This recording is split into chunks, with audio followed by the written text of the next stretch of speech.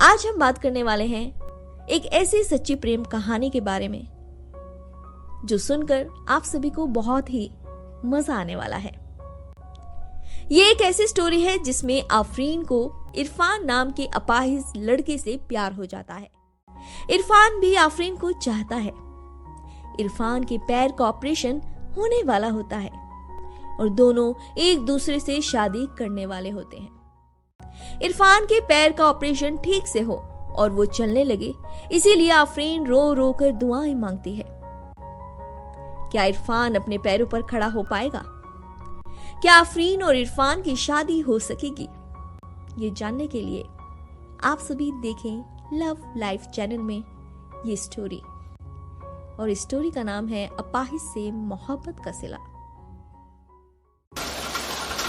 जून का महीना था, बाहर जोरों की बारिश हो रही थी।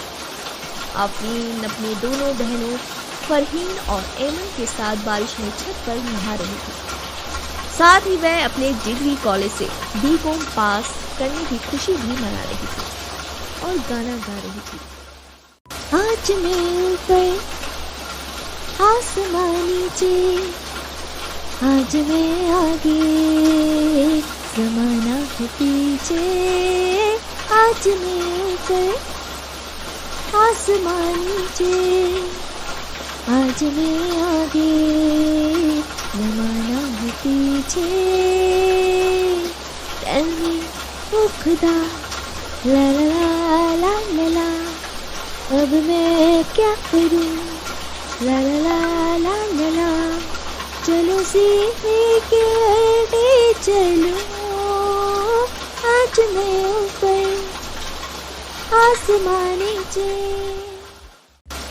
इतने में फरहीन आफरीन की हंसी उड़ाते हुए कहती है, इतना क्यों खुश हो रही हो आपा? ऐसा लग रहा है भारत की अगली प्राइम मिनिस्टर तुम ही बनने वाली हो। इस पर आफरीन कहती है, भारत की प्राइम मिनिस्टर नहीं, मुझे तो सिंगर बनना है, मुझे इंडियन आइडल में जाना है। तुम यहाँ इंडियन आइडल बनने की बात कर रही हो, अंदर मम्मी तुम्हारी शादी की बात कर रही है, वो भी बुआ से। इतना कहकर वह हंसने लगती है। तो एमन इतने में फरहीन से कहती है, देखो उन्हें इंडियन आइडल बनना है तो वह शादी के बाद भी बन सकती है। वैसे भी माँ बाप जो फैसला लेते हैं उसमें बच्चे की खुशी ही रहती है।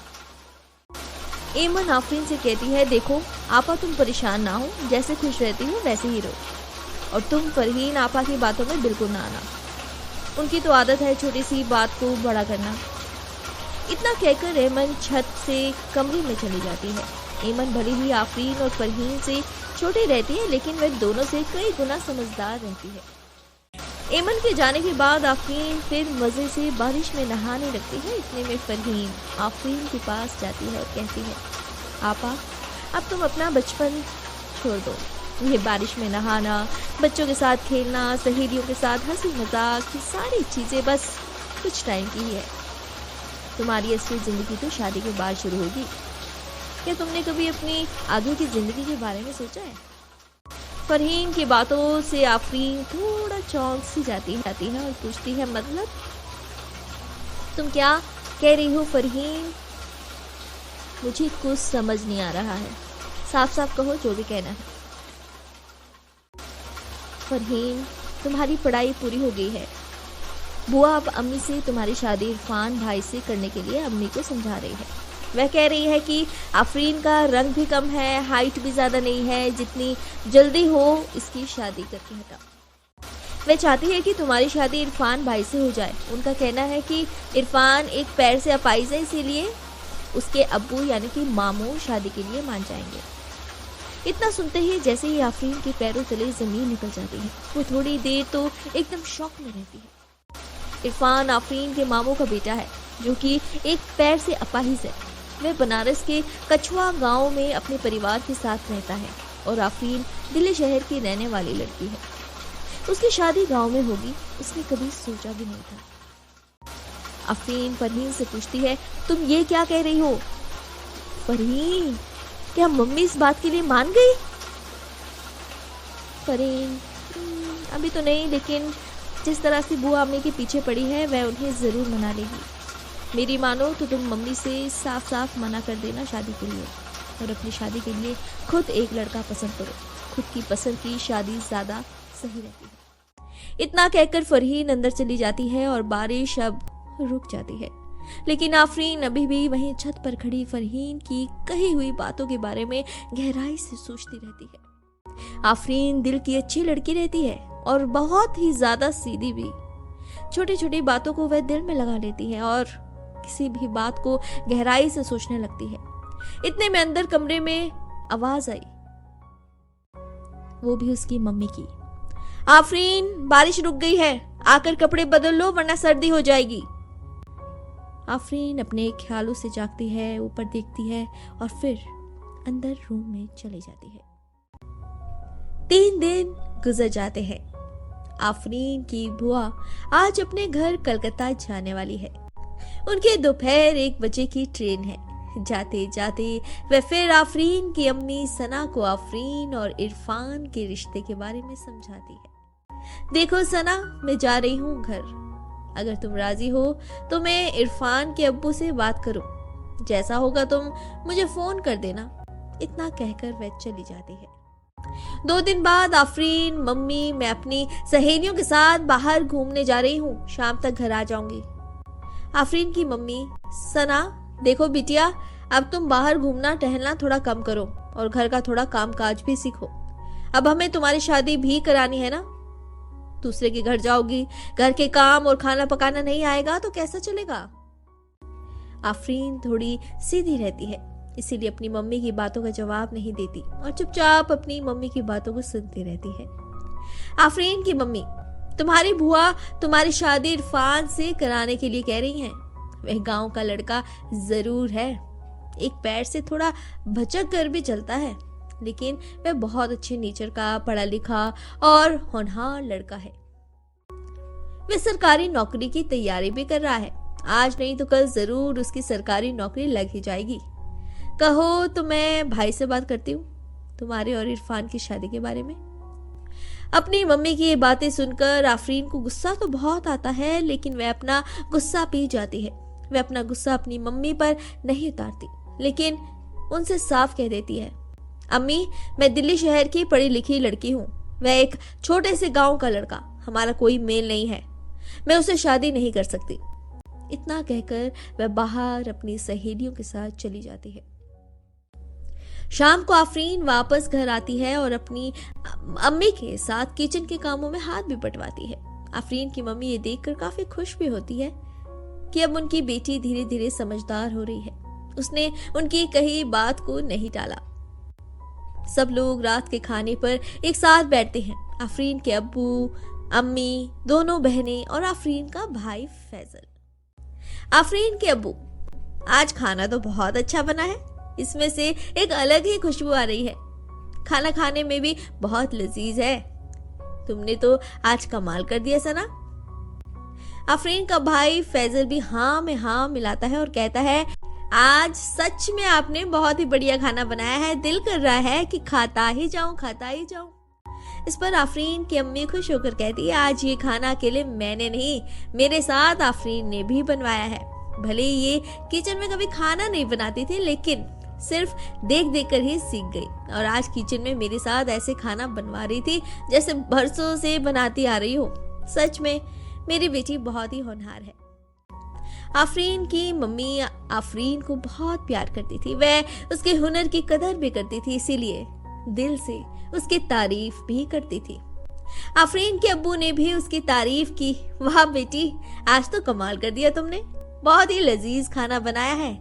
साथ ही आफरीन के भाई और दोनों बहनों ने भी आफरीन के खाने की बहुत तारीफ की। 3 महीने ऐसे ही हंसी खुशी में गुजर जाते हैं, लेकिन उसके बाद कई जगह आफरीन के रिश्ते की बात चलती है, पर उसके सांवले रंग और कम हाइट की वजह से ज्यादातर लोग उसको रिजेक्ट करते जाते हैं। लोगों के इस तरह रिजेक्ट करने से आफरीन दिमागी तौर से परेशान रहने लगती है और कुछ डिप्रेशन का शिकार भी होने लगती है। आफरीन की मम्मी को भी अब आफरीन की शादी की चिंता सताई जा रही थी। फिर उनको आफरीन की बुआ की कही हुई बातें भी याद आती है। रात में जब सब सोने जाते हैं तो आफरीन की मम्मी आफरीन को पास बुलाकर पूछती है, क्या तुम सच में इरफान से शादी नहीं करना चाहती? इस पर आफरीन कहती है, नहीं मम्मी, मैं गांव में शादी नहीं कर सकती। आप ऐसा सोच भी कैसे सकती हैं? आफरीन की मम्मी कहती है कि ठीक है, जाओ अब तुम सो जाओ। आफरीन और उसकी बहनें अपने कमरे में सोने चली जाती है। आफरीन की अम्मी आफरीन से बहुत प्यार करती है, इसीलिए उसे इरफान के साथ शादी करने के लिए फोर्स नहीं करती और वो बात वहीं पर खत्म कर देती है। इस तरह 4 महीने गुजर जाते हैं। उसी बीच आफरीन के लिए कई रिश्ते और आते हैं।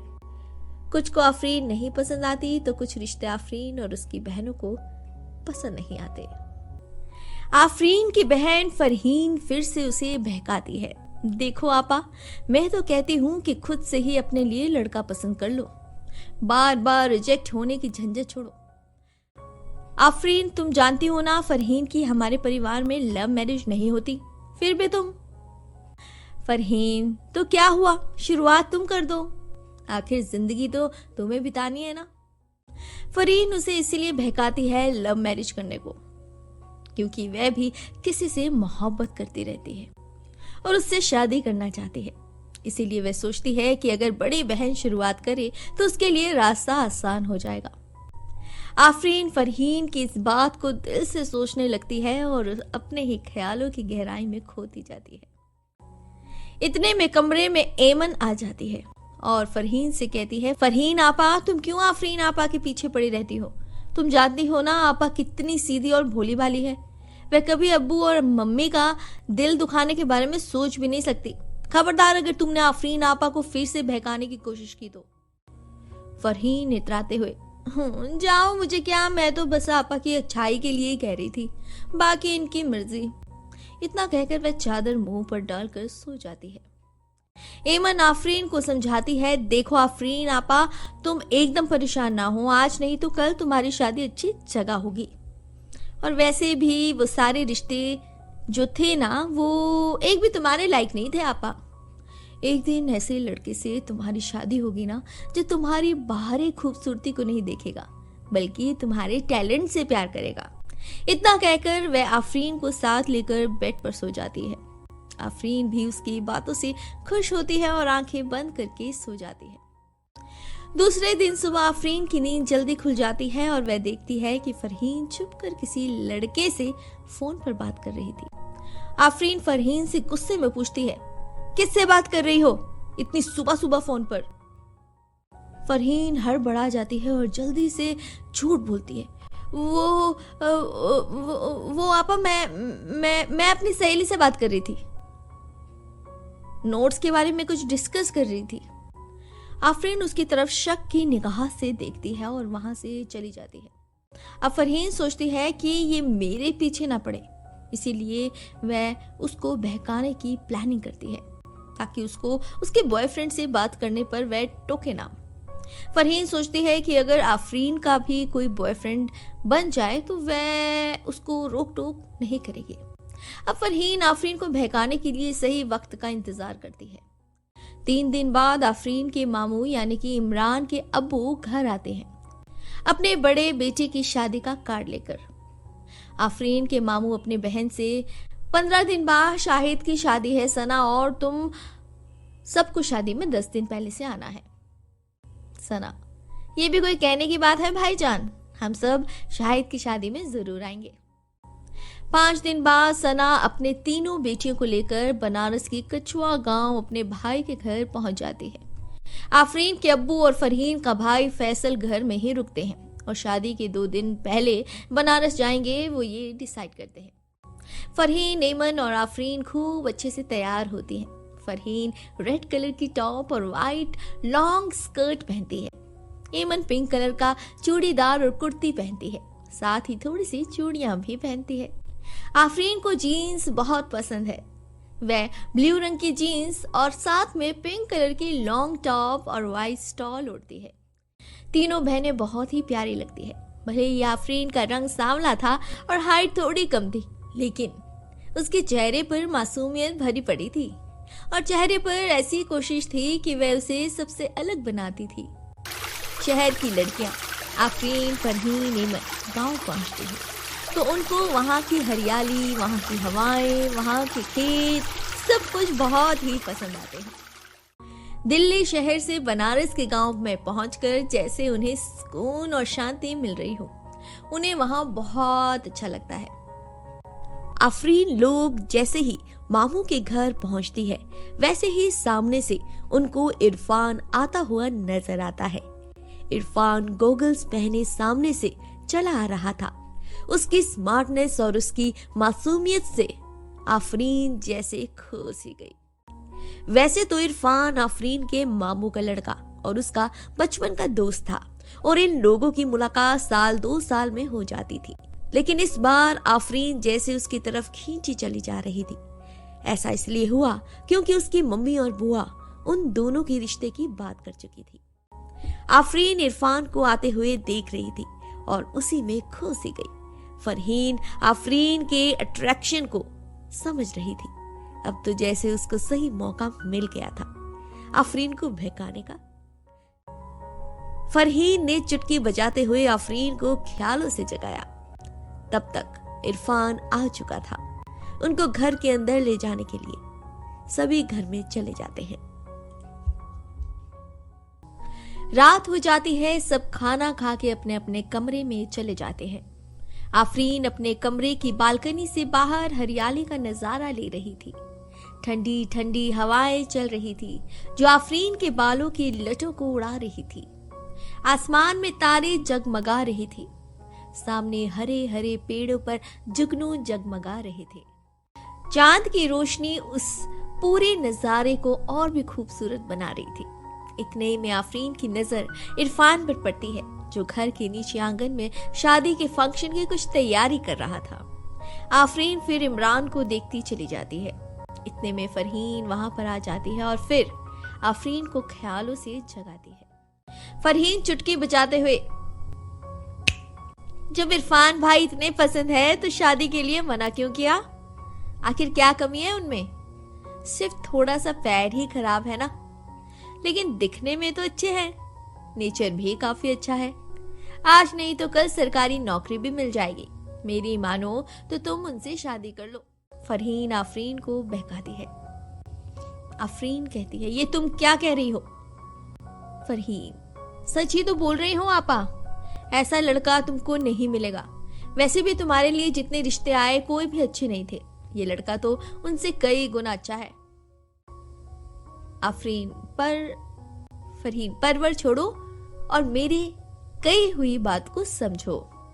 अब आफरीन भी फरहीन की बातों में आने लगती है और उससे कहती है, लेकिन मैं तो मम्मी से साफ मना कर चुकी हूँ। यहाँ आकर रिश्ते के लिए हाँ कहूंगी तो वो तो मुझे गलत ही समझेंगे ना।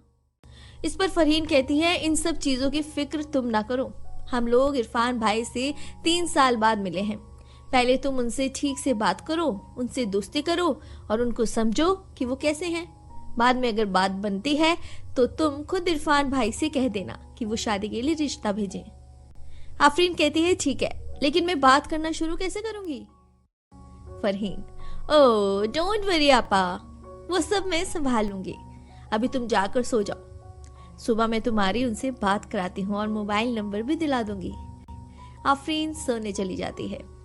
दूसरे दिन सुबह फरहीन आफरीन को लेकर इरफान के पास जाती है। हेलो भाईजान, कैसे हैं आप? इरफान, हम ठीक है। आप दोनों बताएं कैसी हैं? फरहीन, हम दोनों भी ठीक है।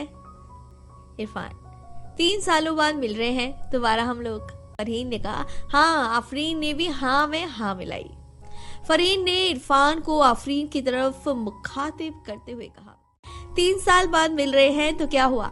हम लोग तो बचपन के दोस्त हैं। आफरीन आपा तो खास तौर से आपको याद करती है रोज। फरहीन की ऐसी बातों से आफरीन थोड़ा हिचकिचाती है। इरफान, सच में? मुझे तो लगा था आप लोग भूल ही गई होंगी हमें। इरफान ने हंसते हुए कहा, नहीं इरफान, ऐसा नहीं है। अब इरफान भी आफरीन की तरफ थोड़ा आकर्षित हो रहा था। वो हिचकिचा जरूर रहा था, पर आफरीन की झुकी हुई नजरें और खूबसूरत स्माइल इरफान को आफरीन की तरफ देखने को मजबूर कर रही थी। अब इरफान उसको एकटक देखते ही जा रहा था कि उतने में फरहीन उसे चुटकी मारकर ख्यालों में जगाती है और कहती है, फरहीन, मैं तो अपना फ़ोन लाई नहीं। अफरीन आपा, तुम इरफान भाई का नंबर अपने फ़ोन में सेव कर लो और उनको भी अपना नंबर दे दो। अफरीन दिल ही दिल में खुश होती है और कहती है ठीक है। इरफान भी मन ही मन में खुश होता है और अफरीन से उसकी बातें शुरू हो जाती है। दूसरे दिन इरफान के भाई शाहिद की हल्दी का फंक्शन रहता है। अफरीन पीले रंग का जोड़ा पहने, उस पर फूलों की ज्वेलरी पहने बहुत ही खूबसूरत लग रही थी। इरफान की नजरें अफरीन पर से हट ही नहीं रही थी। इरफान अफरीन को देखे ही जा रहा था कि अचानक अफरीन की नजर इरफान पर पड़ती है। वो उसे देखते ही देखते उसकी चोरी पकड़ लेती है और मुस्कुरा देती है। इरफान भी थोड़ा चपटे हुए मुस्कुराता है, फिर अपनी नजरें दूसरी तरफ घुमा लेता है। फंक्शन खत्म होने के बाद रात हो जाती है और सब लोग अपने अपने रूम में चले जाते हैं। आफरीन रोज की तरह बाहर का नजारा लेने के लिए बालकनी के पास आकर खड़ी होती है। ठंडी ठंडी हवाओं के साथ बाहर का नजारा ले ही रही थी कि उसकी नजर नीचे इरफान पर पड़ती है। वो फंक्शन खत्म होने के बाद नीचे आंगन के सामान हटा रहा था और फिर थक कर एक चेयर पर आराम से बैठ जाता है। एक लंबी सांस लेते ही उसकी नजर ऊपर बालकनी पर खड़ी आफरीन पर पड़ती है।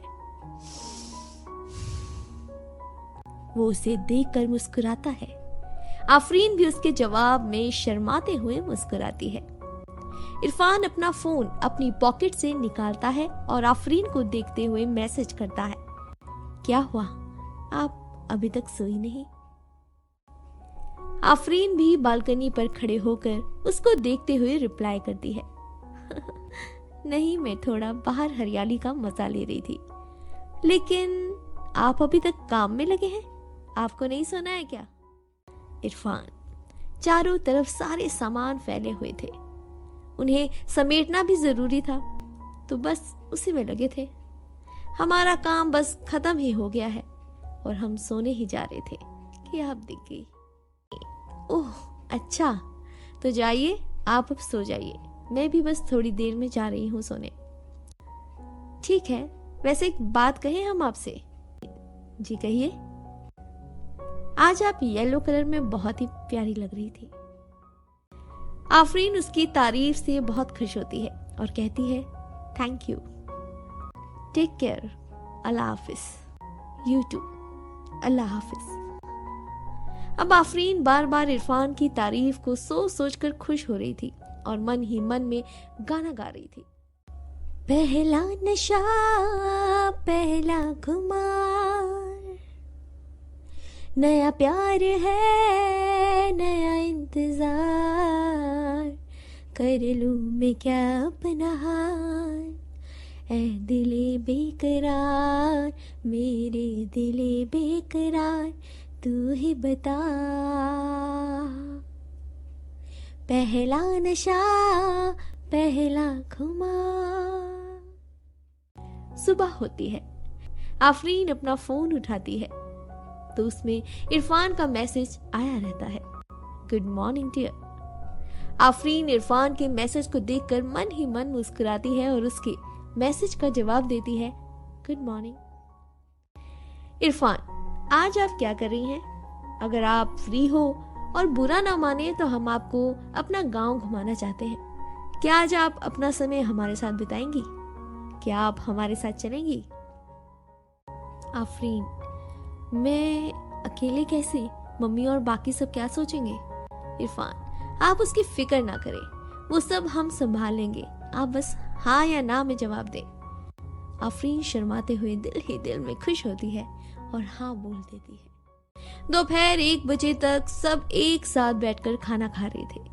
उतने में इरफान आफरीन की मम्मी यानी अपनी फूफी से कहते हैं, फूफी, भाई की शादी परसों है और आज कोई फंक्शन भी नहीं है, आप लोग बोर होती होंगी, चलिए हम आप लोगों को खेत और दरिया दिखा लाते हैं।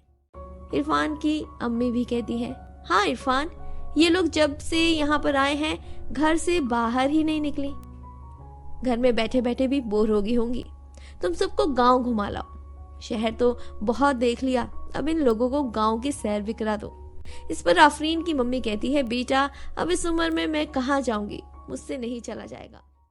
इतने में इरफान की अम्मी कहती है, सना अगर तुम नहीं जा पा रही हो तो बच्चियों को ही भेज दो घूमने। आफरीन की मम्मी अपनी तीनों बेटियों से पूछती है, तुम लोग जाओगी घूमने? इस पर एमन कहती है, नहीं मम्मी, मुझे धूल मिट्टी से एलर्जी है, मैं तो नहीं जा पाऊंगी। आफरीन की मम्मी आफरीन और फरहीन से पूछती है, तुम दोनों जाओगी घूमने? आफरीन जाना चाहती है पर अपनी मम्मी से सीधे नहीं बोल पाती और कहती है, नहीं मम्मी जाने दीजिए, एमन नहीं जा रही तो हम दोनों कैसे जा सकते हैं, जाने दीजिए, हम भी नहीं जाएंगे। इस पर फरहीन कहती है, मैं तो जाऊंगी। आफरीन आपा तुम भी चलो प्लीज, बहुत मजा आएगा। फिर आफरीन की मम्मी और इरफान की मम्मी के ज्यादा कहने पर आफरीन जाने के लिए तैयार हो जाती है। शाम को 5 बजे तक इरफान आफरीन और फरहीन को लेकर घुमाने जाता है। फरहीन इरफान और आफरीन से बातें करे जा रही थी। आफरीन भी फरहीन की बातों का जवाब दे रही थी। इरफान भी फरहीन की बातों का हाँ और ना में जवाब दे रहा था। इरफान आफरीन से ज्यादा नहीं बोल रहा था क्योंकि वो आफरीन से नाराज रहता था। आफरीन और फरहीन दोनों इस बात को नोटिस भी कर रही थी। इतने में फरहीन आफरीन को इशारा करती है और कहती है कि इरफान भाई, मैं थोड़ा इस पहाड़ी की सैर करके आती हूँ, आप लोग यहीं रहो, आप लोग परेशान ना होना, मैं ज्यादा दूर नहीं जाऊंगी, यहीं पास में ही हूँ। ठीक है। फिर फरहीन वहां से चली जाती है। फरहीन के जाने के बाद इरफान आफरीन से कोई बात नहीं कर रहा था और उसकी तरफ देखता भी नहीं था। इस पर आफरीन इरफान से कहती है, मैं कब से देख रही हूं कि आप मुझसे कुछ नाराज से हैं, मुझसे बात भी नहीं कर रहे हैं, मेरी तरफ देख तक नहीं रहे हैं, आखिर क्या बात है, आप ऐसा बिहेव क्यों कर रहे हैं? अगर आप बताएंगे नहीं तो मुझे पता कैसे चलेगा कि आखिर बात क्या है? इतने में इरफान आफरीन से कहता है, हाँ हम आपसे गुस्सा हैं, हम आपसे बात नहीं करना चाहते क्योंकि आप हमारे साथ यहाँ नहीं आना चाहती थी, फिर भी आपसे हमसे हाँ बोला और अम्मी लोगों ने पूछा तो आपने नहीं में जवाब दिया। अगर आप हमारे साथ यहाँ नहीं आना चाहती थी तो आप हमसे साफ कह देती, हम आपको फोर्स ही नहीं करते। इस पर आफरीन इरफान को समझाते हुए कहती है, अच्छा तो इतनी सी बात है, अरे मैं अपने बचपन के दोस्त के साथ क्यों नहीं आना चाहूंगी भला, मेरा तो बहुत मन था आपके साथ घूमने का, आपके साथ कुछ टाइम स्पेंड करने का, लेकिन ऐसे सबके सामने मैं हाँ बोलती तो अच्छा नहीं लगता, इसीलिए मैंने ना बोला, मुझे लगा नहीं था कि आप बुरा मान जाएंगे। I am sorry. आफरीन कान पकड़कर इरफान से माफी मांगने लगी। इतने में इरफान मुस्कुराता है और आफरीन के दोनों हाथों को पकड़कर उसके कान से हटाता है और कहता है, ये हाथ सॉरी के लिए नहीं, दोस्ती के लिए बने हैं। अब इरफान उसके एक हाथ को पकड़कर अपने हाथ में लेता है और अपने दूसरे हाथ को उसके हाथ पर रखते हुए बोलता है, हम आपका साथ हमेशा चाहते हैं, क्या आप ऐसे ही हमेशा मेरी दोस्त रहेंगी? आफरीन के दिल में एक अजीब सी हलचल होती है। उसे ऐसा लगता है कि जैसे इरफान अभी उससे प्यार का इजहार कर ही देगा। फिर अपनी फीलिंग्स पर काबू पाते हुए आफरीन कहती है, दोस्ती तो मेरे खून में है, मैं हमेशा आपकी दोस्त रहूंगी क्योंकि मैं भी आपका साथ हमेशा चाहती हूँ। इतने में फरहीन आ जाती है और हंस कर कहती है, ये क्या हो रहा है यहाँ पर? इरफान और आफरीन चौंक जाते हैं और एक दूसरे का हाथ छोड़ देते हैं। फिर शर्मा कर और चौंक कर कहते हैं, कुछ भी नहीं हुआ है। इरफान बात को काटते हुए कहता है, चलो फरहीन, आगे नदी है, हम आपको नाव की सैर कराते हैं। अब सब लोग आगे नदी की तरफ बढ़ते हैं। इरफान, आफरीन और फरहीन तीनों नाव पर बैठ जाते हैं। इरफान और आफरीन एक दूसरे को देखकर चोरी भरी नजरों से मुस्कुराते हैं। चारों तरफ पानी ही पानी, शाम के वक्त ठंडी ठंडी हवाएं उस माहौल को और भी रोमांटिक बना रही थी। उन दोनों के मन में कुछ इस तरह का गाना भी बज रहा था, ये शाम मस्तानी मदहोश किए जाए, मुझे डोर कोई खींचे तेरी ओर ले जाए ये शाम मस्तानी, मदहोश किए जाए मुझे डोर कोई खींचे तेरी ओर ले जाए। 2 दिन गुजर जाते हैं और आज भाई की शादी रहती है। चारों तरफ खुशी का माहौल रहता है। आफरीन आज ब्लू कलर का लहंगा पहने, हाथों में चूड़ियां, खुले हुए बालों में बहुत ही खूबसूरत लग रही थी। इरफान भी कोट पैंट पर टाई लगाए हुए स्मार्ट लग रहा था। आफरीन सीढ़ियों के नीचे उतरती है तो इरफान की नजरें उसे ही देखती रहती है। इरफान अपनी नजरें आफरीन से हटा ही नहीं पाता। आफरीन भी इरफान की तरफ देखकर शर्माती है और हल्के से मुस्कुराती है। अब आफरीन और इरफान की व्हाट्सएप पर खूब बातें होने लगी। आफरीन रोज रात में बालकनी के पास आकर इरफान को देख देख कर बातें करती थी। इरफान भी नीचे आंगन में बैठकर अपने मोबाइल से ऊपर आफरीन को देखते हुए चैटिंग करता था। भाई की शादी का फंक्शन खत्म हो जाता है। रात होती है और इरफान रोज की तरह आज भी आफरीन को मैसेज करता है। आज आप बहुत खूबसूरत लग रही थी। चांद तारे भी आज आपके सामने फीके लग रहे थे। आफरीन इरफान की बातों से खुश होती है और शुक्रिया बोलती है। आफरीन, आप ऐसा सोच भी कैसे सकते हैं? दोनों बहुत अफसोस में रहते हैं। दोनों की आंखों में एक दूसरे से जुदाई की नमी रहती है। दूसरे दिन इरफान उन लोगों को रेलवे स्टेशन छोड़ने जाता है। ट्रेन के छूटते ही इरफान आफरीन को और आफरीन इरफान को नम आंखों से देखते हैं। ट्रेन चली जाती है और वो दोनों एक दूसरे की तरफ देखते ही रहते हैं। आफरीन दिल्ली पहुंच गई और दिल्ली पहुंचते ही अपने घर आने के बाद दोनों की कॉल पर भी रोज बातें होने लगी। आफरीन उसे अपने हर एक पल की खबर देती कि वो क्या कर रही है, कहाँ जा रही है, क्या खा रही है। आफरीन की छोटी बहन एमन को उस पर शक होता है तो वो पूछती है कि आपा, तुम किससे हर टाइम बातें करती रहती हो? तो आफरीन एमन से झूठ बोल देती है कि वो अपनी सहेली से बातें करती है। इस तरह दोनों की बातचीत को 2 साल गुजर जाते हैं। आफरीन चाहती है कि इरफान उससे सीधे मोहब्बत का इजहार करे, लेकिन वो ऐसा नहीं करता। इरफान आफरीन की और आफरीन की हर चीज की तारीफ करता है, जिससे आफरीन को यकीन हो जाता है कि वो उससे बहुत मोहब्बत करता है। लेकिन इरफान उसे डायरेक्ट आई लव यू नहीं बोलता। 2 साल गुजरने के बाद एक दिन आफरीन कहती है, इरफान, मुझे आपसे मिलने का बहुत मन करता है। पता नहीं अब कब हम दोनों एक दूसरे से मिल पाएंगे। मिलने का तो मेरा भी आपसे बहुत मन करता है, लेकिन अभी मिल भी तो नहीं सकते। हाँ, पर थोड़े दिन बाद हम लोग जरूर मिलने वाले हैं। आफरीन, वो कैसे?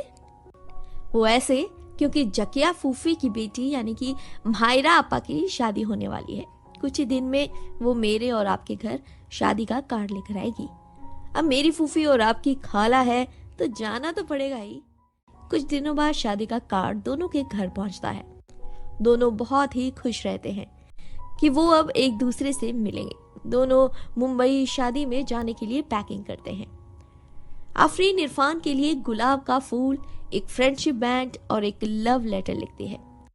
आफरीन सोचती है कि वो इस बार इरफान से अपने प्यार का इजहार तो कर ही देगी।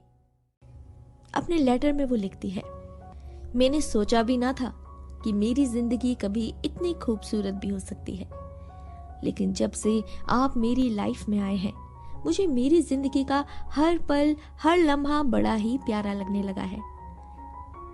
सुबह होते ही मैं आपके बारे में सोचने लगती हूँ।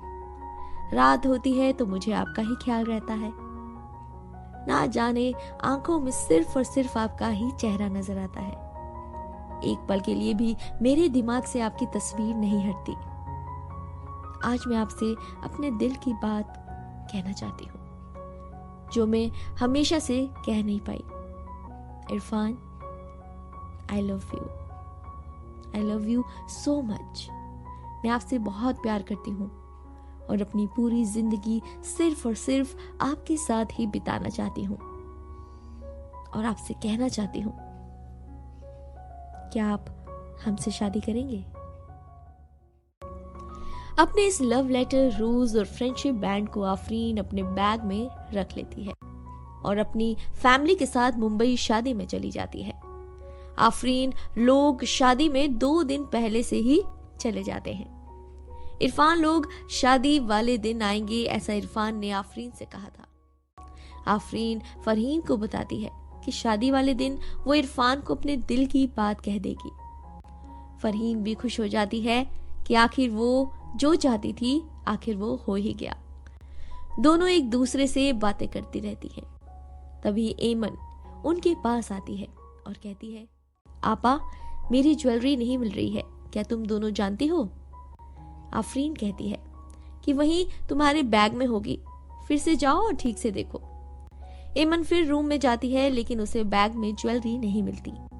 वो सोचती है कि शायद फरहीन या आफरीन आपा के बैग में तो नहीं रह गई, इसीलिए वो आफरीन के बैग को खोलती है। जैसे ही वो बैग खोलती है, वो बैग में रखे रोज और लव लेटर को देखकर चौकन्ना हो जाती है। वो लेटर लेती है और पढ़ना शुरू करती है। लव लेटर पढ़ते हुए जैसे उसके पैरों तले जमीन निकल रही है। उसकी सांसें ऊपर नीचे हो रही थी। उसे जैसे इस बात का एहसास हो रहा था कि कुछ बुरा होने वाला है। एमन कांपते हुए हाथों से लेटर पढ़ ही रही थी कि आफरीन और फरहीन दोनों उसके पास आ जाते हैं और एकदम सख्ते में हो जाते हैं कि ये कैसे हो गया। आफरीन एमन से लेटर छीन लेती है। एमन पूछती है, ये सब क्या है आपा? जब मम्मी ने तुमसे पूछा था तब तुम शादी के लिए नहीं मानी और अब बात यहाँ तक पहुंच गई है कि तुम इरफान को लव लेटर लिखकर दे रही हो। तुमको पता है ना कि हम लोगों के यहाँ पर लव मैरिजेस नहीं होती है। आफरीन और फरहीन एमन को बहुत समझाने की कोशिश करती है लेकिन एमन उनका साथ देने को नहीं तैयार होती। इस वजह से आफरीन के सिर पर जैसे भूत सवार हो जाता है। वो पागलों की तरह एमन से बिहेव करती है और टूटी हुई चूड़ी से अपने हाथ की कलाई को काटती है। ऐसा वो एमन को डराने के लिए करती है, इसीलिए वो नस की बजाय सिर्फ बॉडी की स्किन पर चूड़ी से खरोंचती है जिससे कि ब्लड निकलने लगता है। एमन ने उसका ऐसा रूप कभी नहीं देखा था। एमन उससे चूड़ी छीनती है और उसको डांटती है, आफरीन आपा ये क्या कर रही हो तुम? पागल हो गई हो क्या? हाँ मैं पागल हो गई हूँ। अगर इरफान से मेरी शादी नहीं हुई ना तो मैं सच में पागल हो जाऊंगी। आफरीन की इन सब हरकतों को देखकर एमन को शॉक लगता है और वो बीमार पड़ जाती है। उसकी मम्मी पूछती है कि क्या हुआ, लेकिन उसको समझ नहीं आता कि वो अपनी मम्मी को बताए या नहीं। फिर वो इस बात को अपनी मम्मी से छुपा ले जाती है। 2 दिन बाद माहिरा की शादी रहती है। आज इरफान भी वहां आने वाला है। आफरीन रेड कलर का लहंगा, हाथों में चूड़ियां और मेहंदी लगाती है और खूब सज धज कर तैयार होती है। तैयार होने के बाद वो बेसब्री से इरफान का इंतजार करती है। इरफान जैसे ही शादी में आता है, आफरीन की खुशी का ठिकाना नहीं रहता। वो दूर से इरफान को देखकर आहें भरती है और फिर मौका पाकर दोनों ऊपर छत पर चले जाते हैं। आफरीन इरफान से कहती है, मुझे आपकी बहुत याद आ रही थी। मैं हर हाल में आपसे मिलना चाहती थी। आज आप मेरे सामने हैं तो समझ नहीं आ रहा कि कहां से बातें शुरू करूं। इतना कहते ही इरफान आफरीन का हाथ पकड़कर उसे धीरे से अपनी तरफ खींचता है और उसकी आंखों में आंखें डालकर कहता है, बेताब तो हम भी थे आपसे मिलने को, लेकिन सही मौके का इंतजार कर रहे थे और आज वो मौका हमारे सामने है तो नजरें आपके ऊपर से हट ही नहीं रही है। मैं आपसे कुछ कहना चाहती हूँ। जी बिल्कुल कहिए, आज तो दिल कर रहा है कि आपकी बातें सुनती जाए। इस पर आफरीन शर्मा कर मुस्कुराती है अपनी नजरें झुका लेती है तो इरफान अपने हाथों से उसके झुके हुए चेहरे को उठाता है और धीरे धीरे उसके करीब जाकर उसके माथे को चूम लेता है। उसके हाथों को फिर अपने हाथ में लेता है और कहता है, बोलिए ना क्या बात है। अब तो आफरीन इरफान की तरफ और खींची जा रही थी। रात का वक्त था, चांद की मध्यम मध्यम रोशनी उनके चेहरे पर पड़ रही थी। अब आफरीन इरफान को लव लेटर, फ्रेंडशिप बैंड और रोज देती है और उससे अपने प्यार का इजहार करती है। लव लेटर पढ़कर इरफान भी आफरीन से अपनी मोहब्बत का इजहार करता है। इरफान एक बार फिर आफरीन के माथे को चूमता है और कहता है, आज आप बहुत खूबसूरत लग रही हैं। आफरीन शर्म से अपनी निगाहें नीचे कर लेती है। फिर आफरीन उसे उदासी के साथ बताती है कि एमन ने लेटर पढ़ लिया और वो सब कुछ जान गई है। कहीं वो सारी बात मम्मी को ना बता दे। इस पर इरफान उसको दिलासा देता है, हमारी सरकारी जॉब लगने वाली है। जॉब लगते ही हम आपके घर रिश्ता भेजेंगे। तब तक आप एमन को समझाइए कि वो घर में बात ना फैलाए। ठीक है, मैं समझा दूंगी। आफरीन एमन से कहती है कि वो मम्मी को कुछ ना बताए। इरफान खुद उसका हाथ मांगने के लिए अपनी फैमिली को भेजेगा। आफरीन के बहुत कहने पर एमन मान जाती है। मायरा की शादी के बाद आफरीन वापस दिल्ली आ जाती है। आफरीन और इरफान की फिर से एक दूसरे से वैसे ही बातें शुरू हो जाती है। इरफान कभी कभी जॉब के सिलसिले में दिल्ली भी जाता था और वहां छुप छुप कर आफरीन से मिलने आता था। आफरीन भी घर में बहाना बनाकर इरफान से कभी दिल्ली के रेस्टोरेंट में मिलती या फिर कभी पार्क में। आफरीन इरफान की मोहब्बत में एकदम डूब चुकी थी। एमन को शक होता था कि आफरीन घर में झूठ बोलकर इरफान से मिलने जाती है, लेकिन वो डर की वजह से कुछ नहीं कहती थी। 2 साल इसी तरह बीत जाते हैं। एक दिन कॉल पर बात करते हुए इरफान आफरीन को बताता है कि उसके पैर का ऑपरेशन होने वाला है, फिर उसका बचक कर चलना ठीक हो जाएगा। आफरीन ये बात सुनकर बहुत ही खुश होती है। 1 हफ्ते बाद इरफान का ऑपरेशन होने वाला था और आफरीन रात दिन नमाज पढ़कर रो रो कर अल्लाह से दुआएं करती है कि ऑपरेशन सक्सेसफुल हो जाए। फिर आफरीन की दुआएं कबूल हो जाती है। इरफान का ऑपरेशन सक्सेसफुल हो जाता है। ऑपरेशन के 1 महीने बाद इरफान अपने पैरों पर ठीक से खड़ा होकर चलने लगता है। आफरीन को इस बात की बहुत ज्यादा खुशी होती है कि उसकी रात दिन की इबादत काम कर गई। अल्लाह ने उसकी सुन ली, लेकिन शायद किस्मत में कुछ और ही लिखा था। इरफान का पैर ठीक होने के बाद वो धीरे धीरे घमंडी होने लगता है। उसका लगाव अब आफरीन की तरफ कम होने लगता है। वो आफरीन की कॉल और मैसेज को भी इग्नोर करने लगता है और कभी मैसेज का रिप्लाई देता भी तो उसमें वो पहले वाली बात नहीं रहती थी। आफरीन इस बात को काफी दिनों से नोटिस कर रही थी। एक दिन वो कॉल करके इरफान से कहती है कि वो ऐसा बर्ताव क्यों कर रहा है, तो वो कहता है, हम सरकारी नौकरी की तैयारी कर रहे हैं, साथ में अपने अब्बू का साड़ी का बिजनेस भी संभालते हैं, तो हमें बात करने का टाइम नहीं मिलता। इरफान सिर्फ आफरीन से पीछा छुड़ाने के लिए ऐसा कहता है, असल में तो बात कुछ और ही थी। अब आप काम करने लगे हैं, साड़ी के बिजनेस से आप अच्छे पैसे भी कमाने लगे हैं और अपने पैर पर खड़े हो गए हैं। गवर्नमेंट जॉब आपकी आज नहीं तो कल जरूर लग जाएगी। अब हम और इंतजार नहीं कर सकते। आप अब रिश्ता भेज दीजिए हमसे शादी करने के लिए। हमें आपकी जॉब या दौलत नहीं, आपसे शादी करनी है। हम कम में भी गुजारा कर लेंगे। अब इरफान आफरीन से कुछ ऐसा कहता है कि उसके पैरों तले मानो जमीन निकल जाती है। हम आपसे शादी नहीं कर सकते। क्या? ये क्या कह रहे हैं? होश में तो हो। आफरीन, आप तो जानती ही है कि हम लोगों के यहाँ पर लव मैरिज नहीं होती। अगर हम शादी की बात अपने घर में करेंगे तो वो लोग नहीं मानेंगे और हम अपने माँ बाप का दिल नहीं तोड़ेंगे। हम सिर्फ आपके दोस्त रह सकते हैं, आपसे शादी नहीं कर सकते। ये सब सिर्फ इरफान बहाने बनाने के लिए करता है ताकि आफरीन से पीछा छूट जाए। असली हद तो ये रहती है कि पैर ठीक होने के बाद इरफान को खुद पर घमंड होने लगता है और वो आफरीन जैसी सांवली और कम हाइट की लड़की से शादी नहीं करना चाहता। उसका अपने कॉलेज में ही दूसरी लड़की से अफेयर चलने लगता है। आफरीन उसे बहुत समझाती है, अपने प्यार की भीख मांगती है, लेकिन वो नहीं मानता और फोन रख देता है। इरफान का ऐसा बर्ताव देखकर आफरीन को शॉक लगता है। अब आफरीन जैसी टूट सी गई थी, उसे कुछ भी अच्छा नहीं लगता था, लेकिन वो किसी से इस बात को जाहिर भी नहीं कर सकती थी। मन ही मन बस अपने गम को लेकर परेशान रहती है। आफरीन रोज उसके कॉल और मैसेज का इंतजार करती कि वो कॉल करके कह दे कि वो सारी बातें झूठी थी, लेकिन ऐसा नहीं होता। आफरीन खुद भी उसे कॉल करती है, मैसेज करती है, पर उधर से कोई जवाब नहीं आता। एक हफ्ता इसी तरह गुजर जाता है। आफरीन अब डिप्रेशन में रहने लगती है। उसे दुनिया की कोई भी चीज अब अच्छी नहीं लगती। और फिर उसी बीच अचानक उसके अब्बू की हार्ट अटैक से मौत हो जाती है।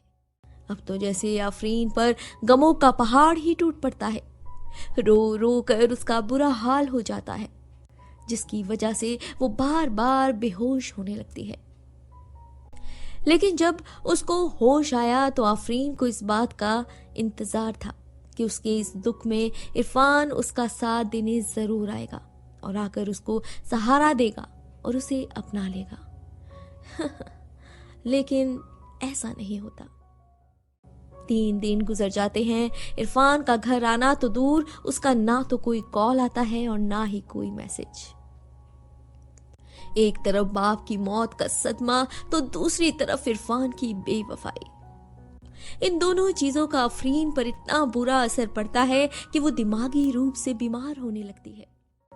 अब उसको किसी की भी कोई बात बर्दाश्त नहीं होती। छोटी छोटी बात पर गिरकर बेहोश हो जाती है। हर बात पर जिद करती है और अगर जिद पूरी ना की जाए तो उसके सिर पर मानो खून सवार हो जाता है।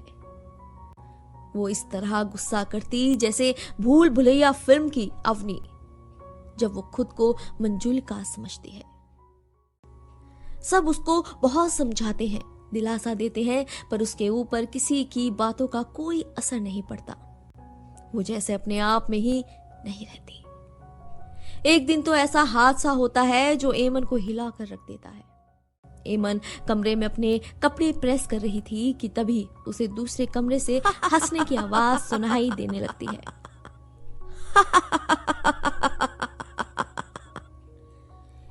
ये आवाज पागलों की तरह हंसने की रहती है। एमन आवाज सुनकर डर जाती है।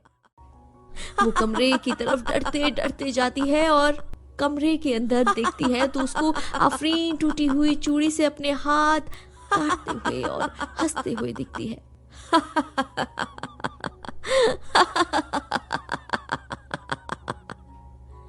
एमन बहुत डर जाती है और चीख मारती है, मम्मी। सब लोग दौड़कर रूम में आ जाते हैं और आफरीन की इस हरकत को देखकर शॉक्ड हो जाते हैं। आफरीन, तुम ये क्या कर रही हो? पागल हो गई हो क्या? इतना कहकर आफरीन की मम्मी उसके हाथ से चूड़ी छीनती है, लेकिन वो जोर से चूड़ी को जकड़े रहती है और अपने हाथ पर चलाती रहती है। फिर जबरदस्ती आफरीन की मम्मी उससे चूड़ी का टुकड़ा छीनती है और तो वह थक कर वो रोज की तरह बेहोश हो जाती है। आफरीन की इस हरकत से पूरा घर शौक में रहता है। होश आने के बाद आफरीन को कुछ भी याद नहीं रहता। उसकी मम्मी पूछती है कि तुमने ऐसा क्यों किया? ये मैंने नहीं किया, मुझे कुछ याद नहीं, और फिर रोने लगती है।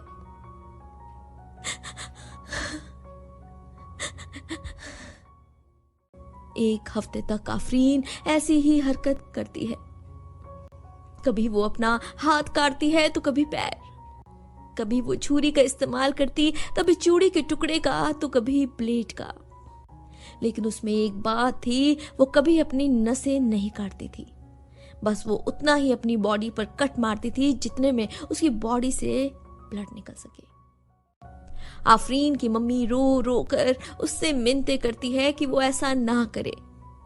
तो फिर आफरीन पर अपनी मम्मी की बातों और आंसुओं का थोड़ा असर पड़ता है। वो कहती है ठीक है, लेकिन वो छुप छुप कर खुद को नुकसान पहुंचाने लगी थी। कभी वो वॉशरूम में अपनी हाथ की आस्तीन हटाकर अपनी बॉडी काटती, तो कभी अपने पैर को, और फिर कपड़े में कांटे लगाती थी, कपड़ों को काटती थी, और फिर अपने शरीर को कपड़े से ढक देती थी।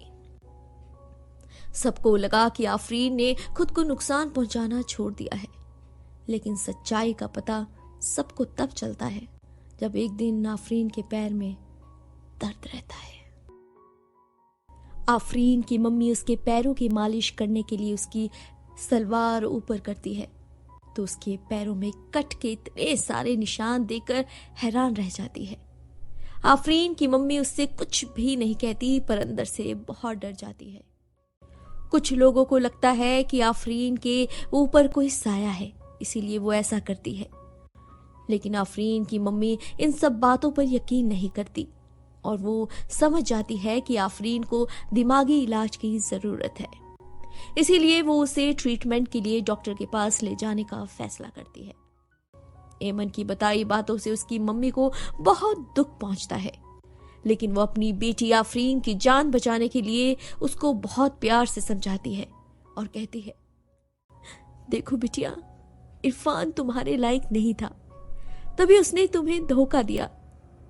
तुम ऐसे इंसान को भूल जाओ जिसने तुम्हारी कदर तक नहीं की। तुम्हें उससे कई ज्यादा अच्छा लड़का मिलेगा, यकीन मानो। आफरीन सिर्फ अपनी मम्मी की बातों को सुनती है, उन्हें फॉलो नहीं करती और अपनी हरकतों से बाज नहीं आती। वो कभी छत से कूदने की कोशिश करती तो कभी घर में रखी हुई मेडिसिन की पूरी पूरी गोलियां खाने की कोशिश करती। मजबूर होकर एक दिन उसकी मम्मी उसको दिमाग के डॉक्टर न्यूरोलॉजिस्ट के पास लेकर जाती है।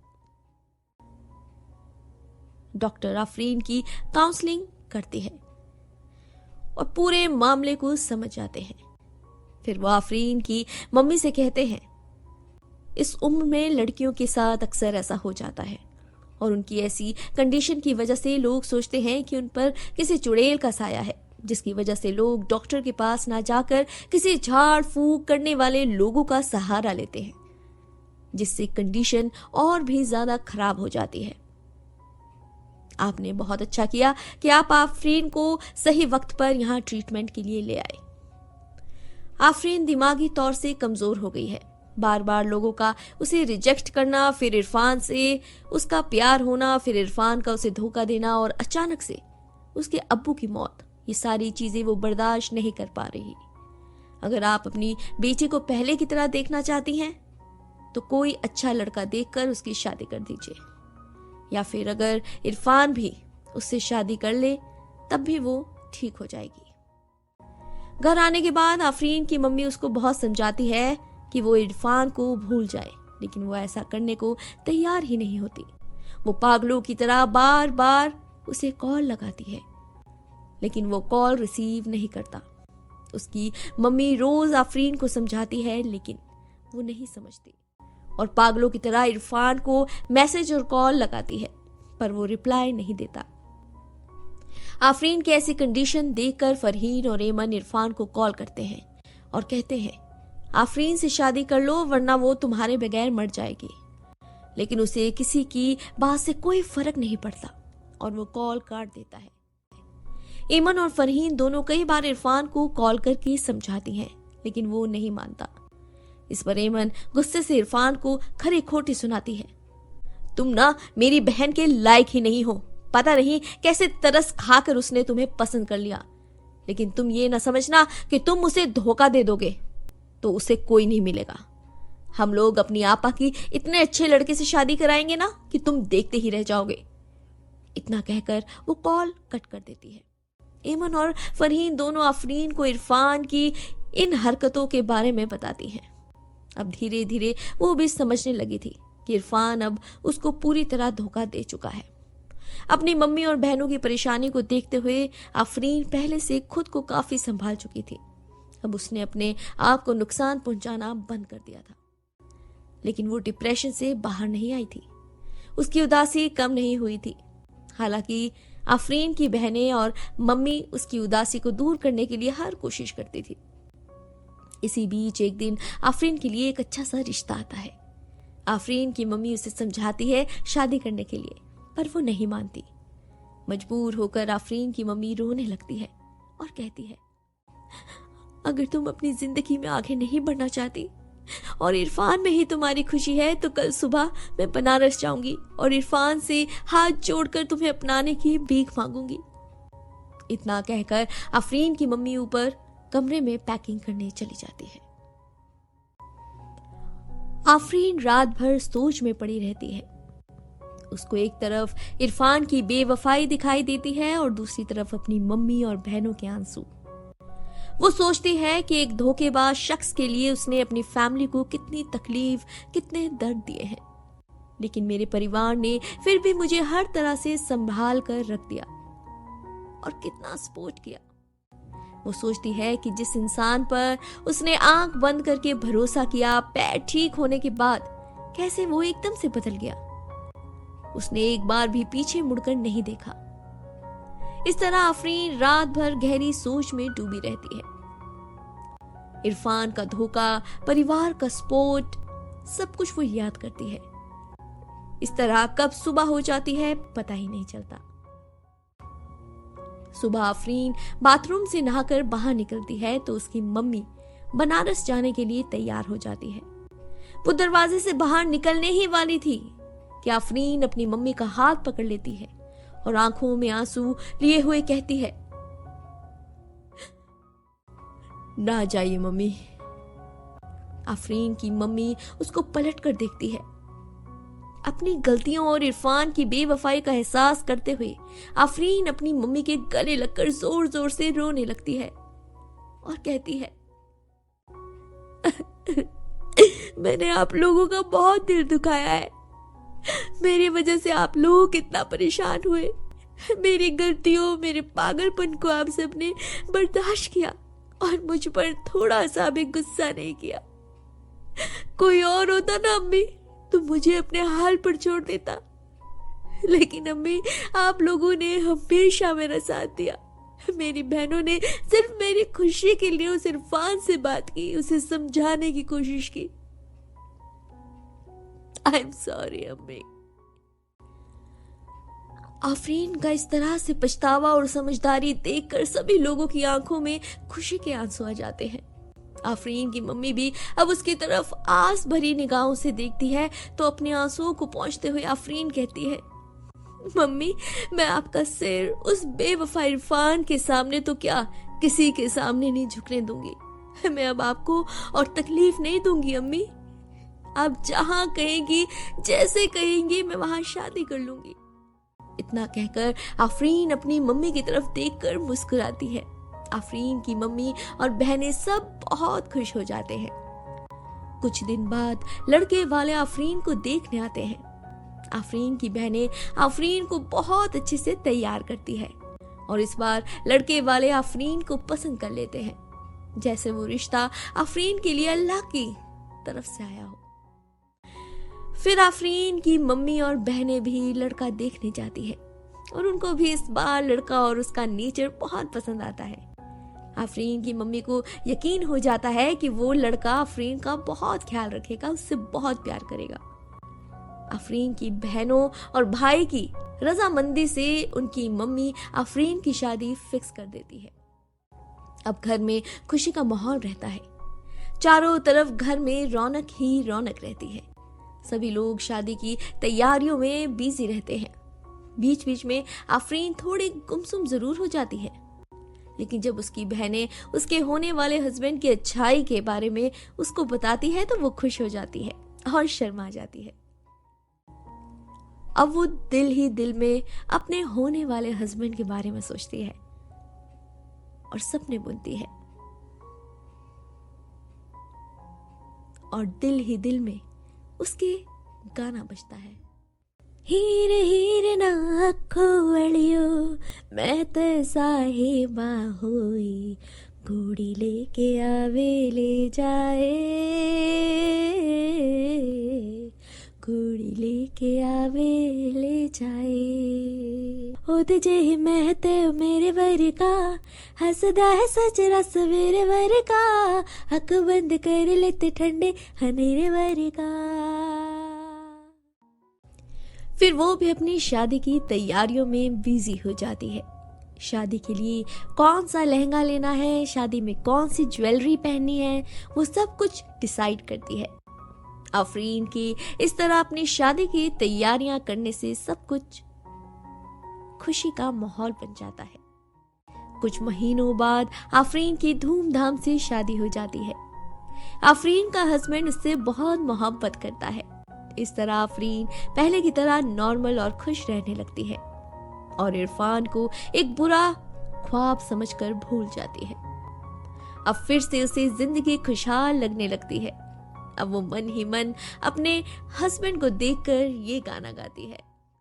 जिंदगी एक अजब मोड़ पे आ खड़ी थी, जिंदगी एक अजब मोड़ पे आ खड़ी थी, और तुम आए और तुम आए और तुम आए और तुम आए, हर खुशी साथ मेरा छोड़ कर जा रही थी, हर खुशी साथ मेरा छोड़ कर जा रही थी, और तुम आए और तुम आए और तुम आए और तुम आए, मैं हर कदम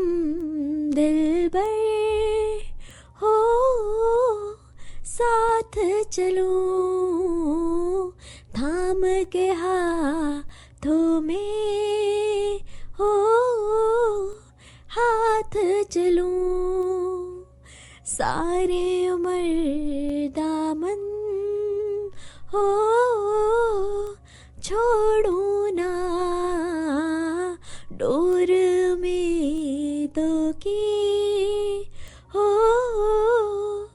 तोड़ू ना, याद आके तेरे मुझको तड़पा रहे थे, याद आके तेरे मुझको तड़पा रहे थे, और तुम आए और तुम आए और तुम आए और तुम आए।